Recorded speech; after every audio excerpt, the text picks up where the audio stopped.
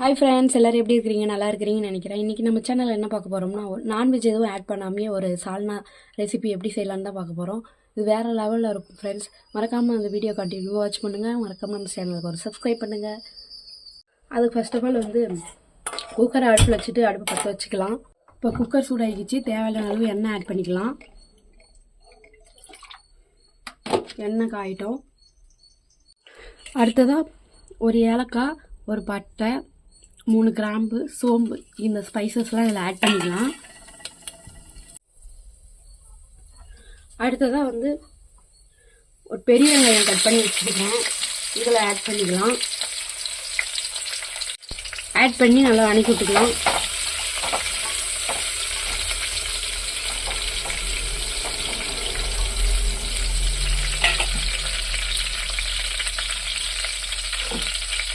இது கூட நம்ம கருவேப்பிலை ஆட் பண்ணிக்கலாம்.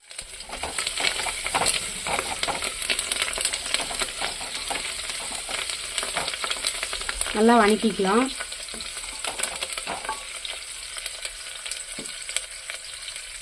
வெங்காயம் நல்லா வணங்கிடுச்சு.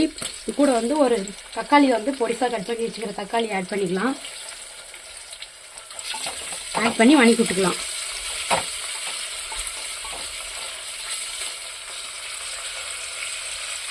அடுத்ததாக இது வணங்குறதுக்கோசரம் லைட்டாக உப்பு ஆட் பண்ணிக்கலாம்.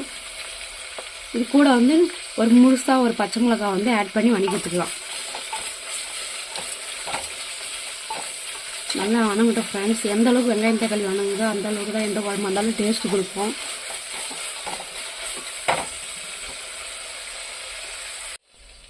அவ்வளோதான் ஃப்ரெண்ட்ஸ். அடுத்ததாக நம்ம தேங்காய் போட்டு வச்சுருக்குறோம். ஒரு மிக்சி ஜாரில் ஒரு ஸ்பூன் சோம்பு ஆட் பண்ணிக்கலாம்.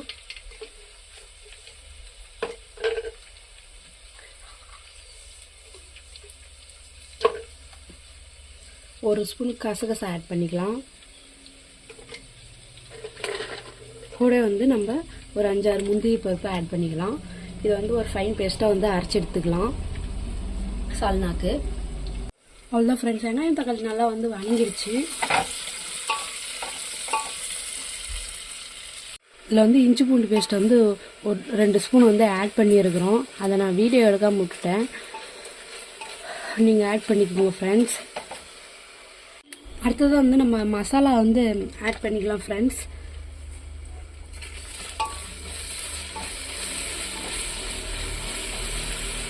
நல்லா எண்ணெய் பிரிஞ்சு நல்லா வணங்கிடுச்சு.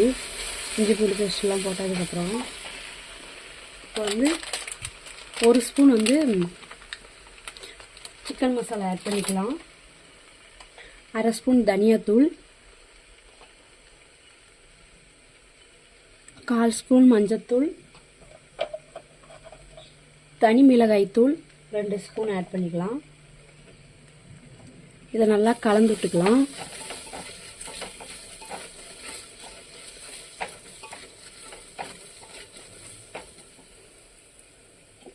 கலந்து விட்டாச்சு. இப்போ நம்ம அரைச்சி வச்சிருக்கிற பேஸ்ட்டை இதில் ஆட் பண்ணிக்கலாம்.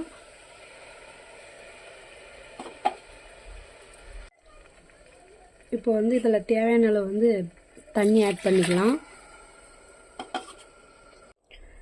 அவ்வளோதான் ஃப்ரெண்ட்ஸ். இதில் தேவையான அளவு தண்ணி ஆட் பண்ணியாச்சு. இப்போ முன்னே நம்ம வணங்கும் போது லைட்டாக உப்பு போட்டோம். இப்போ உப்பு போட்டு செக் பண்ணிக்கலாம்.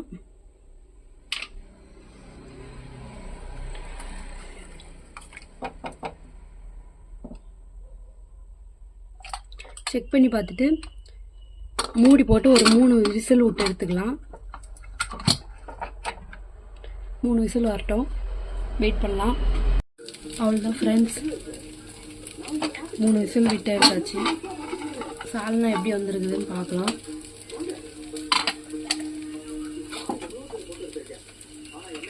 பாருங்க ஃப்ரெண்ட்ஸ், வேறு லெவலில் இருக்குது. பார்க்கும்போது அப்படியே டெம்ட் ஆகுது. சுட சுட தோசையை சுட்டு தொட்டு சாப்பிட்டா வேறு லெவலில் இருக்கும் ஃப்ரெண்ட்ஸ். நீங்களும் இது மாதிரி கண்டிப்பாக ட்ரை பண்ணி பாருங்கள். ட்ரை பண்ணி பார்த்துட்டு எப்படி இருக்குதுன்னு கமெண்டில் சொல்லுங்கள்.